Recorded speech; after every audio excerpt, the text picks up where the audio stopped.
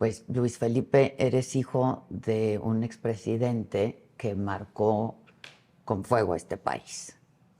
No sabría decir si con fuego, pero de que tiene En todo sentido, una ¿no? marca imborrable en la historia, seguramente. Oye, pero tú llegaste a Los Pinos siendo un niño. Real, 6, 7 años. ¿Qué edad tienes? 27, yo tengo 27. 27, sigue siendo un chamaco. Y llegué a los 8 años de edad 8 ya cumplidos. a Los Pinos. A los 7 mi papá, bueno, cuando yo tenía 7, mi papá ganó la elección. Y a los 14, pues salí. Ahora sí que de vuelta a ser bueno, todavía no un ciudadano, ¿no? Todavía no cumplía la mayoría de edad. Hasta los 18. Pero bueno. Y ahí nos fuimos a Boston 1 año y medio, cuando mi papá tuvo esta estancia académica en Harvard, donde le fue muy bien. ¿Tú seguiste tus estudios allá? Es High correcto. School. Ya high school. Fue un middle school. Y bueno, allá high school lo toman desde tercero y secundaria, digamos. Entonces, la otra mitad de la secundaria la pasé allá y luego ya regresé para la preparatoria aquí a Ciudad de México. Tú eres el de en medio, ¿no? Porque Así es María, tu hermana. María, mi hermana, primero Es la mayor. que está por casarse. Ah, no me digas. Sí. Felicidades. Sí, ella vive en Estados Unidos desde hace muchos años y bueno, es muy feliz allá. Estudió teatro y administración artística. También tiene una maestría en business, ¿no? Para diversificarse. Y bueno, allá anda pues, trabajando todo igual. Y de un hermano menor, que es Juan Pablo, ahorita tiene 23 años. Ok. Pues él llegó, ¿qué? ¿De 3, 4 años? De 4 años, sí. De sí, 4 sí. años. Sí. Muy chiquito. Muy chiquitos. Apenas se acuerda de los inicios, yo creo. ¿Y tú de qué te acuerdas? Pues yo me acuerdo la verdad, o sea, si me preguntas te diré, ¿no? Pero por lo menos yo recuerdo tener una vida completamente, bueno, dentro de lo que cabe, bastante normal, ¿no? A mí me gustaba mucho, por ejemplo, en Los Pinos, los jardines, porque ahí podía jugar fútbol, podía practicar los tiros libres y yo los tiraba en la escuela, en el equipo, por supuesto. Pero como cualquier niño, a las 6 de la mañana nos levantábamos para ir a la escuela, entrar a las 7 de la mañana, porque obviamente estaba un poco, o sea, nos mantuvimos en la misma escuela que nos quedaba a 2 cuadras de donde a la fecha vivimos, ahí en Las Águilas. Y cuando fuimos a Los Pinos nos mantuvimos en esa escuela, pero por el tráfico y así, pues obviamente había que levantarse más temprano. ¿Quién te llevaba a la escuela? A veces mi señora madre, porque ella daba clases. Daba de clases, 7, ¿no? Daba clases a las 7 de la mañana, daba si no mal recuerdo, los martes y jueves. Entonces, pero la mayoría de las veces íbamos acompañados del personal de seguridad de Estado Mayor. Y bueno, ellos nos llevaron a la escuela y ¿Cómo te miraban los otros chavos? Pues la verdad bastante normal, porque como crecí con ellos desde que mi papá, incluso desde que antes de que mi papá fuera secretario de Energía, y por la edad, al ser muy chiquitos, pues no, yo creo que no comprendían, ¿no? La magnitud o la relevancia de las tareas políticas de mi papá. Y pues, entonces siempre pues, me vieron como uno más y eso, pues, y agradezco que viví en ese ambiente siempre, ¿no? ¿Conservas a los mismos amigos hoy? No, ya no, fíjate, ya luego uno va creciendo y se da cuenta que algunos eran un poquito convenencieros, ¿no? Pero bueno, así es parte de la vida, ¿no? La mayoría de mis amigos los hice, gracias a Dios, ahí en la universidad ya, en la Universidad Panamericana. Panamericana, eres abogado. Es correcto. Ya. Abogado por formación, pero me he enfocado más en el ámbito empresarial. Ya. ¿No? En fin. Oye, la verdad es que no debe ser fácil, ¿no?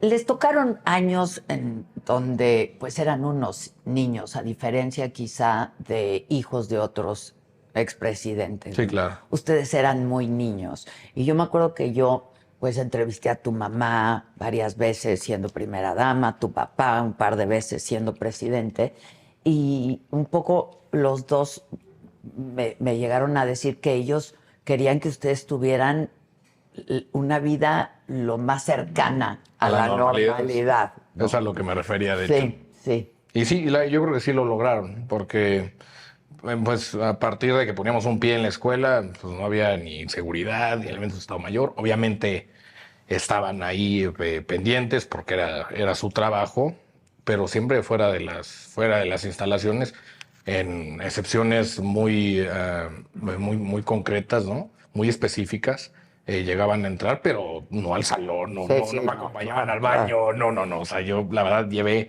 una infancia dentro de lo que cabe muy normal. ¿Y lo cual hacían es saber fiestas infantiles en Los Pinos? ¿Tu Sí, cumpleaños, por alguna vez. A mí me ejemplo? gustaba, por ejemplo, hacer campamentos ahí en los Jardines de los Pinos, casas de campaña, cosas así. Eso me gustaba mucho pero fíjate que nunca fui mucho, por lo menos nunca me lo brindaron tanto de inflable, de así. O sea, yo era más de acampar, jugar fútbol. A veces, por ejemplo, había como, bueno, como no sé cómo se dice con los estadios donde cabalgan, o sea, Ruedo, el ruedo. ajá, un ruedo de caballos. Y ahí, no sé, poníamos barreras, barreras de plástico o de metal, costales de arena, etcétera. Y nos entregaban equipos, nos rentábamos equipos de gocha. De gocha, es Y lo nos que te iba a poníamos decir, al al gocha. ahí, Claro, ¿no? claro. Y padre, la verdad, muy padre. Oye, ¿y en qué momento te cae el 20 de que eres hijo del presidente? Uno de los 3 hijos Pues del presidente. creo que fueron varios momentos.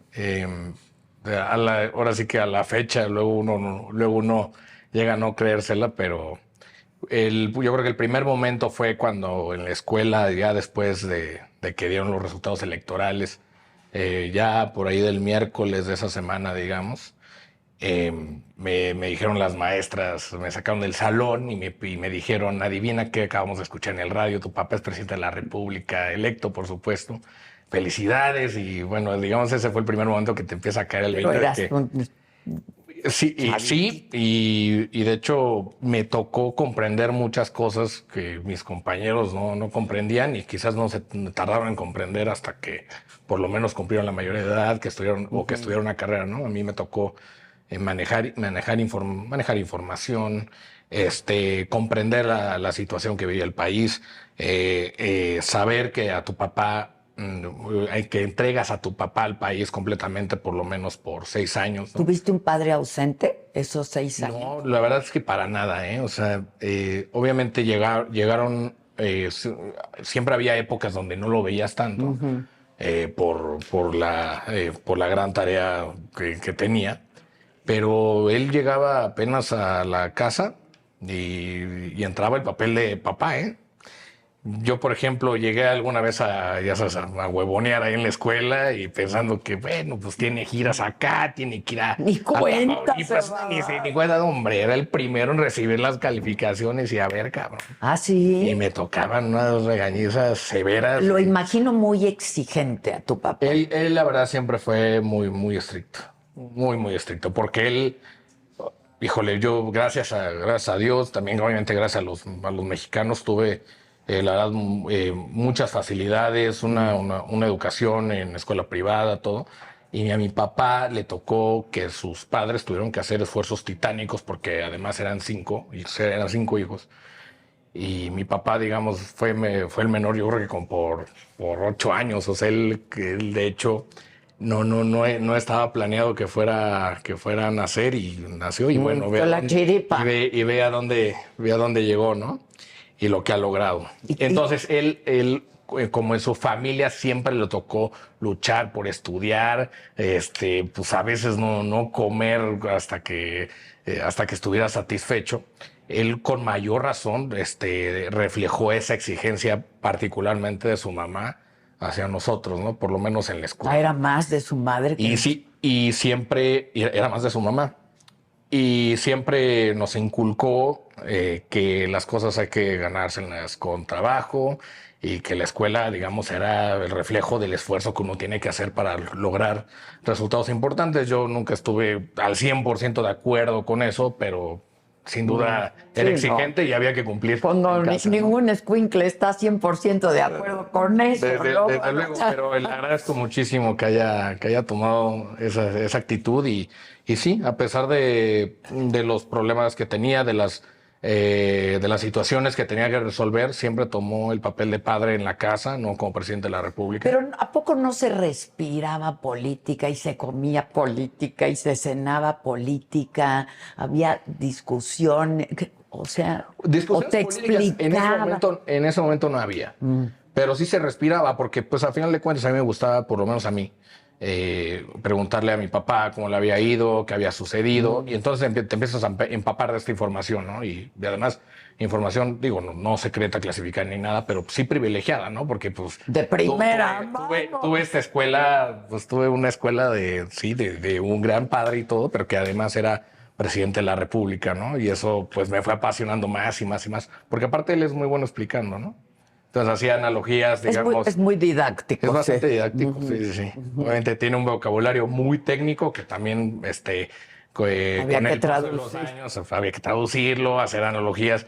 Si tus compañeritos hacen esto, tal y tal, ¿no? Explicaba economía con la metáfora de, bueno, con una historia de Pedro que llegaba a una isla y en esa isla había 10 cocos y cada coco valía 10 clavitos. Cada coco valía un clavito y en la isla había 10 clavitos. Pero resulta que el amigo de Pedro a escondidas se empieza a fabricar clavos diciendo, uy, voy a poder comprar estos cocos y me va a sobrar dinero y todo. Pero el tema es que en qué se lo gasta y así Luis Felipe se genera la inflación, los bienes empiezan a valer y entonces así fui comprendiendo muchísimo ¿Tú este hermoso recuerdas, país, pero bien. tú recuerdas una primera conversación que los haya sentado a los tres y les haya dicho, o a ti, no sé, soy presidente de este país, va a pasar esto y esto y esto, algo así? Sí llegué a recordarla, nada más que ahora sí que yo creo que a nadie le enseñan, a ningún presidente electo le enseñan a cómo decirle a sus hijos lo que va a suceder, qué tanto va a cambiar la vida, porque yo creo que ni él se lo espera, ¿no? Pero tuvimos una psicóloga muy buena que se llama Julia La Borbolla, que la manera de explicárnoslos yo creo que fue la más correcta, fue la más fácil de procesar y asimilar como niños. Nos dijo que nosotros le íbamos a prestar al país 6 años a nuestro padre. Y también nos dijo que la banda presidencial de mi papá tenía un poder majestuoso, casi mágico, ¿no? Pero era tan poderosa esa banda que a veces te llenaba de toxinas el cuerpo de poder. Y para evitar estas toxinas hay que tomar ciertos ubicalitos. Y esas toxinas también pueden salpicarle un poco a los niños. Entonces se van a tomar esto, que era agua, ya sabes, cada tantos meses, porque si no, pueden dañar mucho a su padre. Y así nos lo fueron explicando y lo entendimos. ¿Que tu jefe se tomaba los ubicalitos? Yo creo que sí, ¿Sí? se tomaba, pues a final de cuentas, él tuvo sus asesores. También yo creo que él mantuvo la división de poderes y, digamos, esos fueron sus ubicalitos, ¿no? ¿Qué tan ¿Cuánto tu mamá era un ubicalito para tu papá siendo presidente? Yo siempre he creído que, desde que tengo memoria, mi señora madre ha sido una fortaleza para él. Sin duda alguna, lo siguió siendo cuando él era presidente. Ella también hizo un magnífico trabajo al frente del DIF nacional. Ayudó a muchísimas familias, es alguien con muchísima sensibilidad que sin duda le ayudó al carácter fuerte que tiene mi padre, ¿no? Ahora, sin entrometerse, a final de cuentas, el problema de cuando la esposa se mete en las decisiones de un presidente acaba por lo menos perjudicando la autenticidad de la tarea de un presidente. Él no puede decidir. Fue electo una persona. Así es. Entonces yo creo que mantuvo esa prudencia sin duda alguna y en parte por eso mi papá también creo en lo personal que fue el mejor presidente de México y no porque lo diga yo, lo dicen los datos también, ¿no?